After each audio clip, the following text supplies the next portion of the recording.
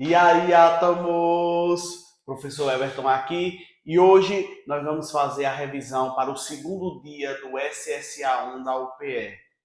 Pessoal, hoje nós vamos fazer uma pequena revisão de como é que os modelos atômicos costumam cair nas questões do seriado da UPE. E aí, gente, é importante a gente lembrar que, basicamente, as questões de modelos atômicos são questões muito básicas, são questões muito simples. Então, é aquele tipo de questão que a gente não pode errar. Porém, não tem como a gente fazer uma questão de modelos atômicos sem ter uma noção, pelo menos, de como identificar cada modelo. Nós vamos perceber que geralmente são questões que envolvem alguns tipos de imagens, né? E a gente acaba relacionando a quem aquela imagem ou modelo está associado. Então, bora lá para nossas questões de modelos atômicos do SSA1 da UPE. Vejam só, eu separei algumas questões dos últimos 12 anos do seriado. Então, como é que essas questões caíram nos anos anteriores? Para que a gente tenha uma noção de como a gente vai ser cobrado agora nesse domingo do SSA1, que é o segundo dia do SSA1. Questão 1. Em 1803, o inglês John Dalton publicou um trabalho intitulado A absorção de gases por água e outros líquidos, ao qual traçou alguns princípios que culminariam na proposição, em 1808, da ideia científica de átomo. Embora existam modelos mais desenvolvidos para alguns campos de estudo, o modelo atômico proposto por Dalton ainda é muito usual, como no estudo das colisões entre espécies em uma reação química. Então a gente percebe que nessa questão trazida aí no seriado de 2020, a gente tem uma questão voltada aos postulados de Dalton, né? Então a gente vê que foi dada uma exclusividade ao modelo atômico de Dalton. E é importante a gente lembrar que é o seguinte: Dalton não foi o primeiro a falar sobre átomo, porém foi o primeiro a propor um modelo. Desde a filosofia grega, a gente tinha uma noção do que seria elementos químicos, apesar de não ser uma noção correta. Então, para os filósofos daquela época, tudo que tem na natureza é formado a partir de quatro elementos naturais: terra, ar, água e fogo. Que foi defendida assim friamente por Aristóteles, né, que tinha uma importância social e que acabou muitas das questões filosóficas da época, muito do conhecimento da filosofia natural da época, acabou se baseando nessa ideia desses quatro elementos. Porém, dentro da filosofia grega, houveram dois camaradas que foram super importantes, né, para aquela noçãozinha de átomo, que foi Leucipo e Demócrito. Leucipo e Demócrito foram quem passaram a ideia inicial do que seria o átomo. Então eles disseram o seguinte: ó, vai chegar um momento em que a gente vai dividir, a fragmentar a matéria em vários pedaços, cada vez menores, e que vai chegar ao ponto em que a gente não vai conseguir quebrá-la mais, fragmentá-la mais, dividi-la mais, aonde nós vamos chegar ao indivisível, que é o conceito de átomo. A ideia de átomo parte do grego a, negação, e tomos, divisível. Então, não divisível ou indivisível.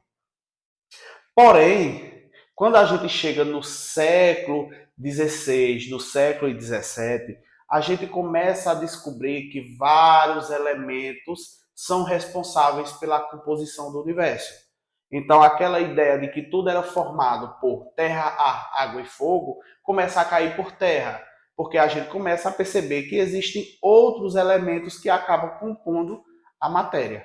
E aí, a partir disso, foram necessários alguns experimentos com as questões das leis ponderais, e aí foi conseguido ser proposto um modelo atômico. Então, durante 1000 anos, desde a filosofia grega, a gente acreditava que tudo era formado por terra, ar, água e fogo, ou que partiam desses elementos básicos. Porém, quando a gente chega ali no século XVI, XVII, quando novos elementos são descobertos e as leis ponderais, principalmente a lei de conservação da massa de Lavoisier, a explicação de como ocorre a combustão é explicada, a gente começa a ter uma noção da matéria de uma forma diferente. A gente começa a ter um olhar diferente. E é quando Dalton propõe o primeiro modelo, onde ele dá algumas características que nós chamamos de postulados.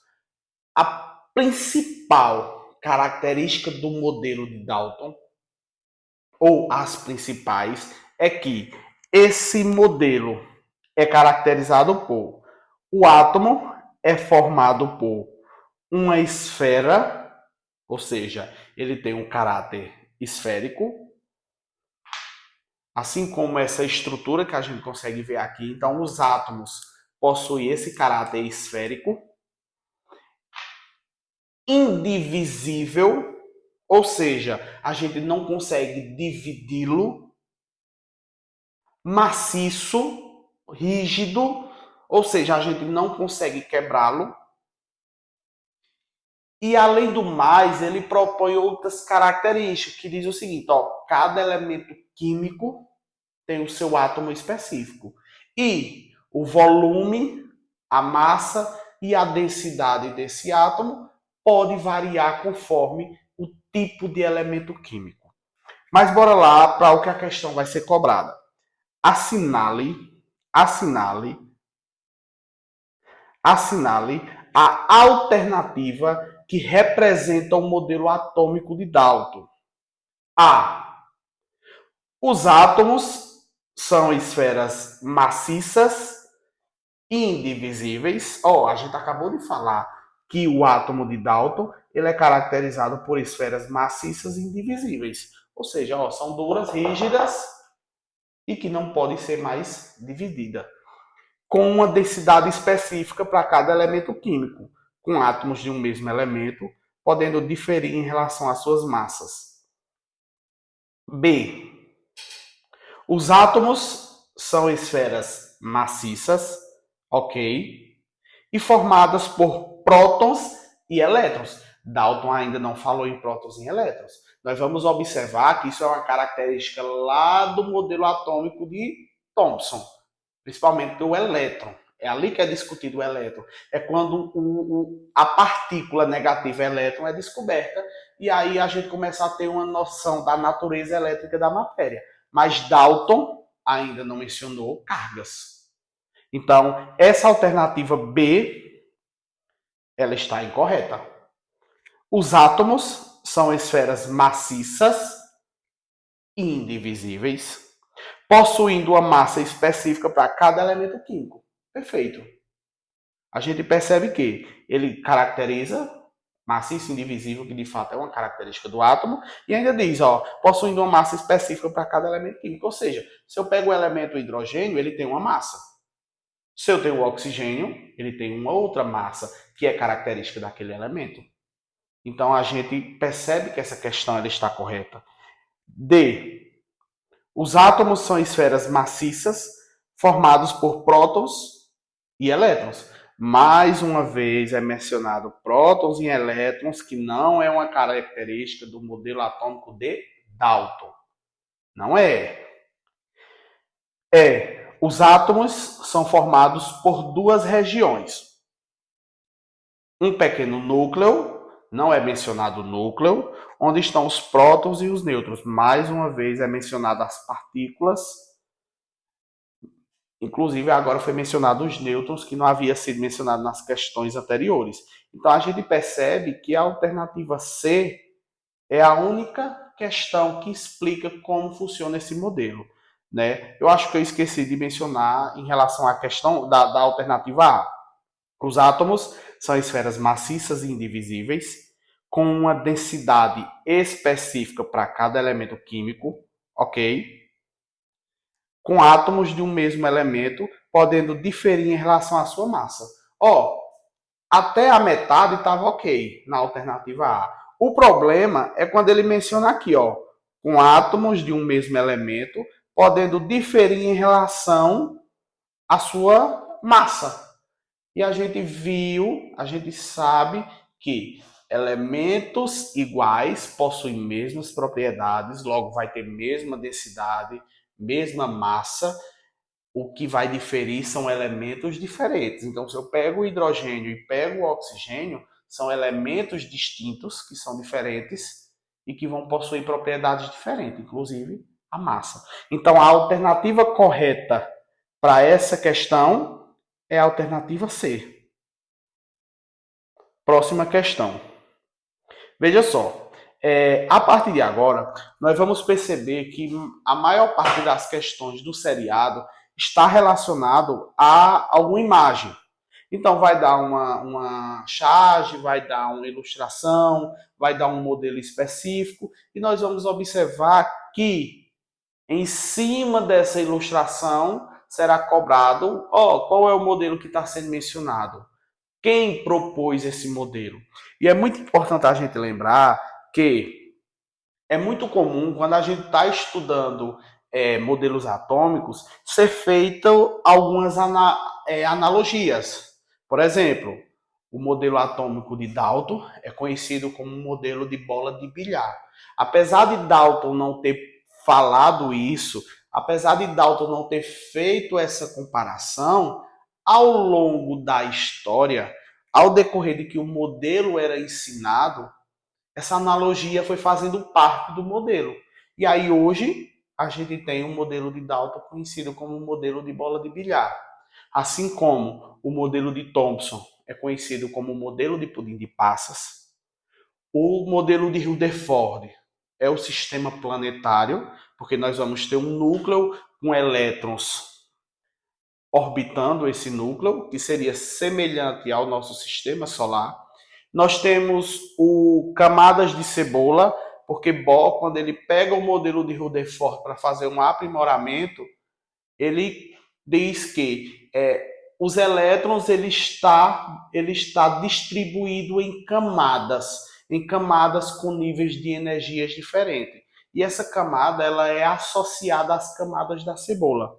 Ok? Então é muito importante que você tenha noção disso, porque o seriado ele vai cobrar essa analogia entre esses modelos e essas características que acompanham esse modelo, como é a bola de bilhar de Dalton, como é o pudim de passas de Thomson, como é o sistema planetário de Rutherford e a camada de cebola de Bohr. Vamos lá, questão de 2015. Analise a seguinte charge. Então, o átomo é um pudim. Não, Eugênia, é uma cebola. Esqueçam o que eu disse. Vamos pensar em energia. Então é só ligar os dois na tomada. Vejam só, nessa questão, principalmente no primeiro quadrinho, é mencionado duas analogias, que é o pudim de passas, que é a característica do modelo de Thomson,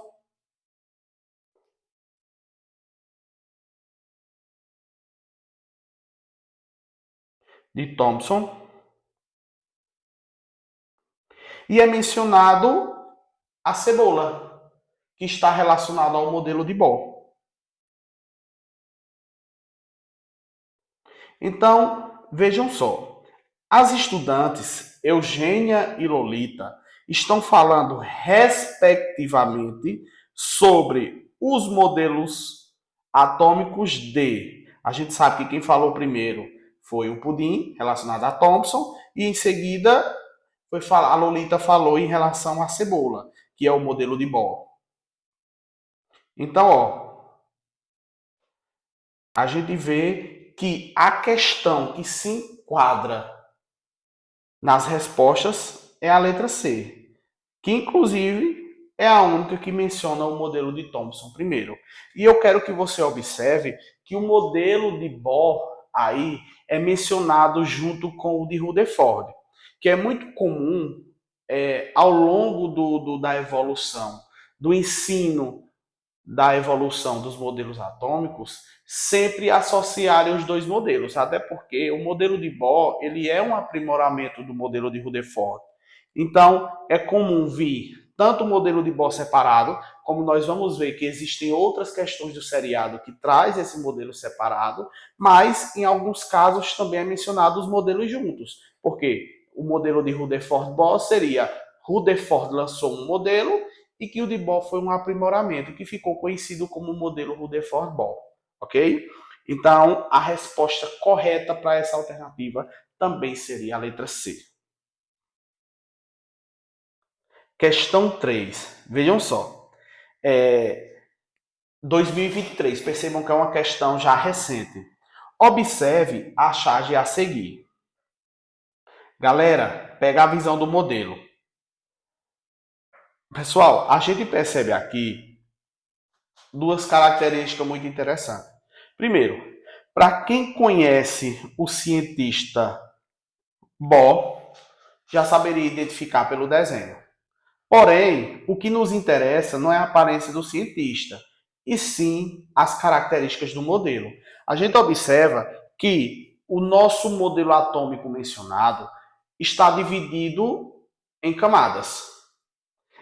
Porém, a gente poderia facilmente confundir com o modelo de Rutherford, que fala, ó, nós temos um núcleo rígido e nós temos uma eletrosfera onde os elétrons estão orbitando em torno desse núcleo.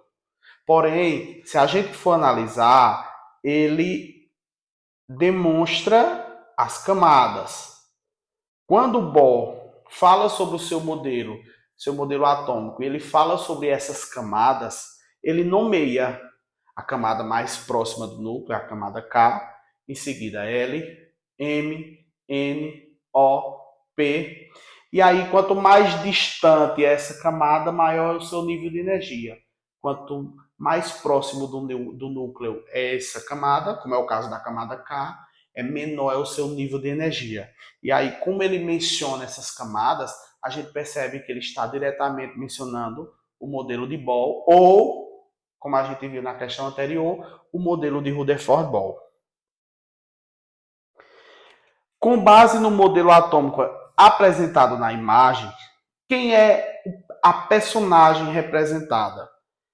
Pessoal, percebam que aqui ele já distinguiu Bohr de Rutherford. A gente sabe que na questão anterior o modelo foi associado aos dois, mas aqui ele pergunta exclusivamente ao personagem representado. Logo, se é o personagem representado, como eu disse a vocês, para quem conhecia a imagem de Niels Bohr, saberia que isso ali era Niels Bohr sem nem precisar analisar o modelo. Então, a resposta correta para essa alternativa é a alternativa E. Questão do SSA1 de 2024, uma questão mais recente ainda. Veja só, na peça Oxigênio, de Rode Hoffman, que inclusive eu acredito que eu tenho esse livro aqui, a peça Oxigênio, que inclusive menciona aí a questão histórica de quem de fato descobriu o elemento oxigênio, porque 3 pessoas alegam ter descoberto esse oxigênio, porém a gente estaria simulando um prêmio Nobel retroativo caso a gente fosse dar um prêmio Nobel para quem tivesse de fato descoberto o oxigênio, quem deveria receber. E aí é mencionado os fatos históricos, principalmente a questão de como ocorreu o experimento, pela questão também de quando foi que aconteceu, né? Quem viu, para quem foi enviado informações. Então é feita uma discussão em relação a isso. Aí vê só, na peça Oxigênio, de Rode Hoffman, o comitê do Prêmio Nobel decide dar um prêmio retroativo ao descobridor do elemento que batiza a obra, reunindo Lavoisier, Priestley e Chile, visando determinar quem é o autor oficial da façanha. Vamos supor que tal comitê tenha uma ideia semelhante e decida homenagear alguns propositores de modelos atômicos, que chegam à festa na ordem apresentada na figura a seguir. Sendo o cientista mais à esquerda o primeiro a chegar, ou seja, o mais à esquerda é esse aqui, ó. O primeiro a chegar. E o cientista mais à direita, o último, esse aqui, ó.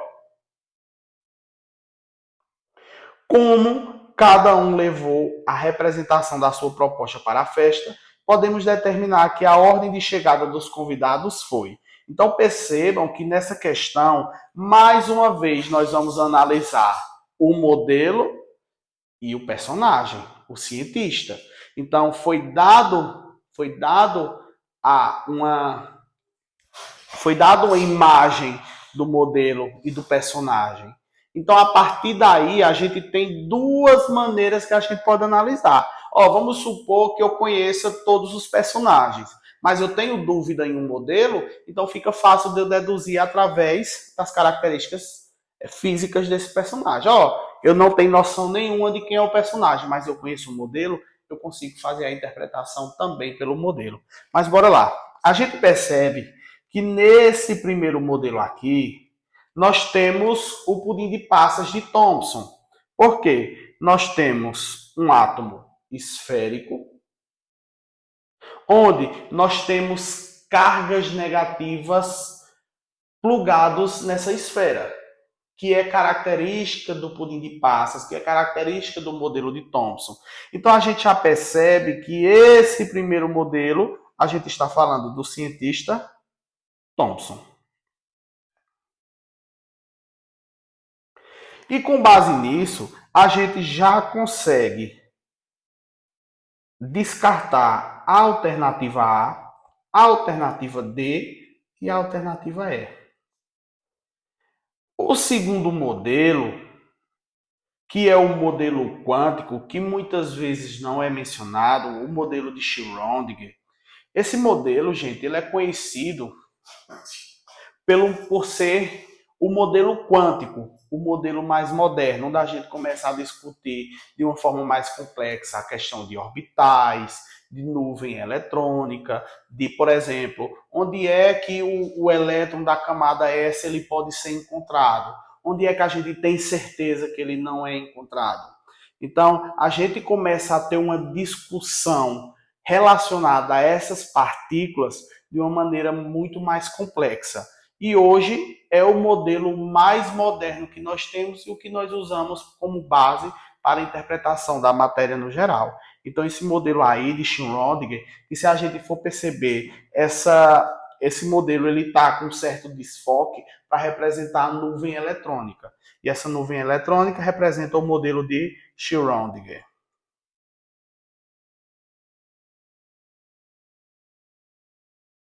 Schrödinger.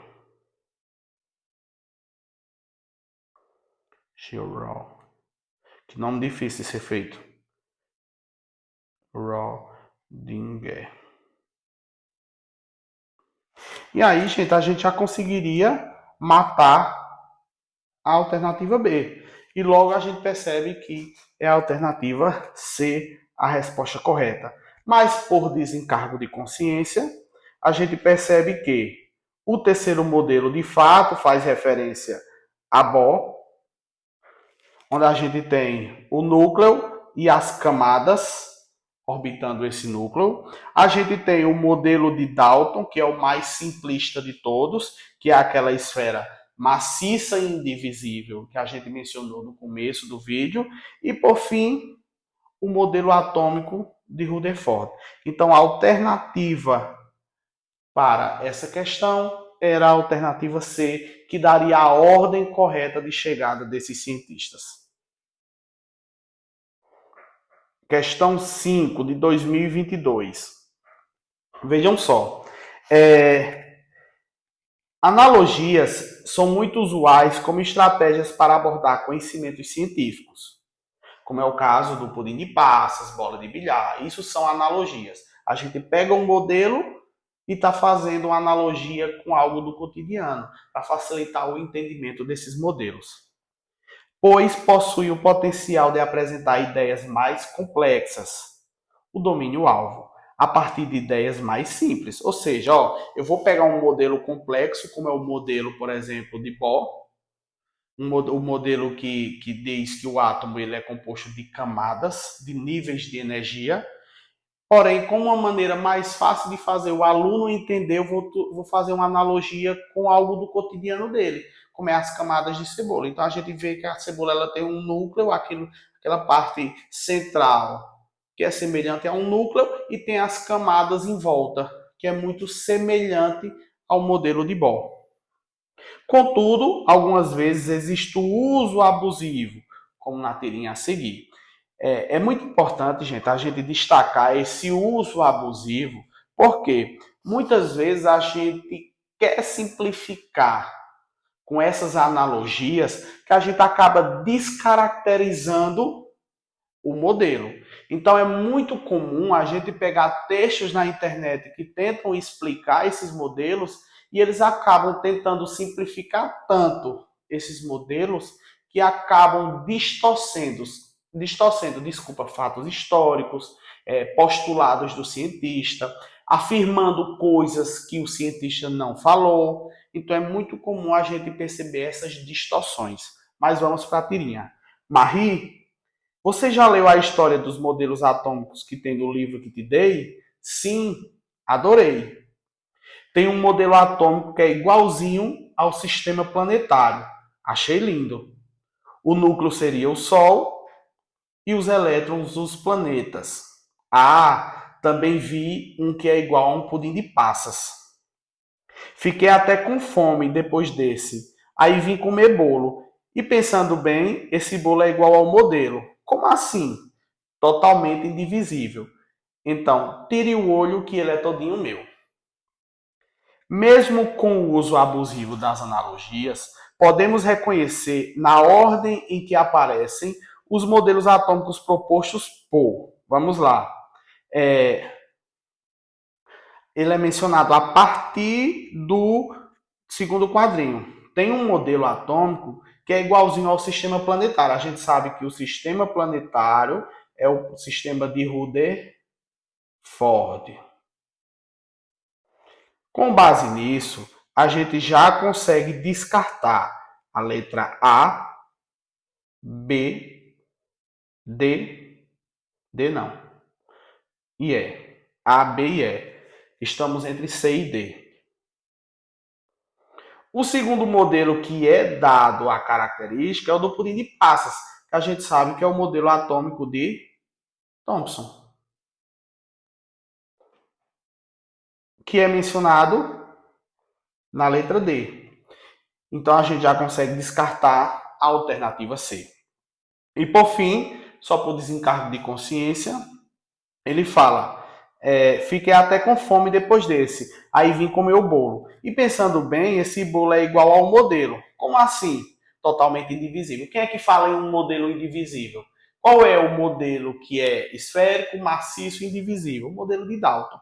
Então a gente só crava a nossa alternativa, que é a alternativa D. Então aí, gente, a gente acabou de resolver algumas questões do seriado da UPE, né, do SSA1 da UPE, em que a gente consegue observar que são questões simples, porém a gente precisa ter noções básicas de como esses modelos são, com suas características principais. Eu não preciso ter uma noção, uma propriedade complexa de cada modelo para resolver essas questões, mas eu preciso ter uma noção básica de pelo menos suas principais características, porque o seriado ele traz geralmente essas questões de modelos atômicos como uma questão de nível muito fácil.